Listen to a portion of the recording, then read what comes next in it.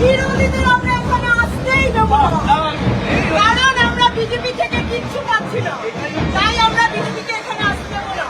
আজকে যা দেশের অবস্থা তা আমরা মেয়েরা বুঝতে পারছি। আপনারা ছেলেরা ঘরে ঢুকছেন, খাচ্ছেন, বেরিয়ে যাচ্ছেন, আপনারা ভুক্তভোগী না, ভুক্তভোগী আমরা। আর মোদী কি করছে আমাদের জন্য সেটা আগে বলুন। মমতা ব্যানার্জি কি করছে আপনি বুঝতে পারছেন না? কি করে বলছে, কি করে বলছে?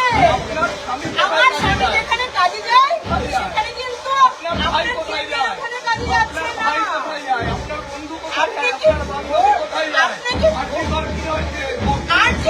আর্টিকল যা হয়েছে আর্টিকলের হয়েছে মা, আর্টিকল যা হয়েছে আর্টিকলের মা, ঠিক আছে?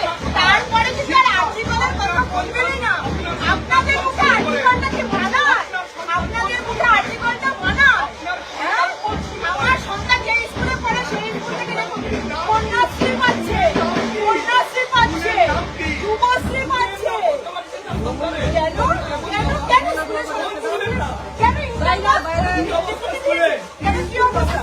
কোনো অবস্থা খারাপ নেই, আপনি ভুল ভাবছেন। আপনি জানেন না আমাদের এখানকার অবস্থা, আপনি জানেন না। আজকে মমতা ব্যানার্জির জন্য আছে কিনা সবাই ভালো আছে? সামনে আসো, সামনে আসো। মমতা ব্যানার্জির জন্য আজকে সবাই রয়েছে, নাহলে কি অবস্থা? চিকিৎসা মমতা ব্যানার্জি আছে বলে চিকিৎসা হচ্ছে, মমতা ব্যানার্জি আছে বলে চিকিৎসা হচ্ছে, মমতা ব্যানার্জি আছে বলে আমরা খেতে পাচ্ছি। এবার ভাবুন, আপনি কি ভোট চাইতে এসছেন না মমতা ব্যানার্জিকে নিয়ে আপনি গুচ্ছা করাতে এসছেন? সত্যি কথা বলুন।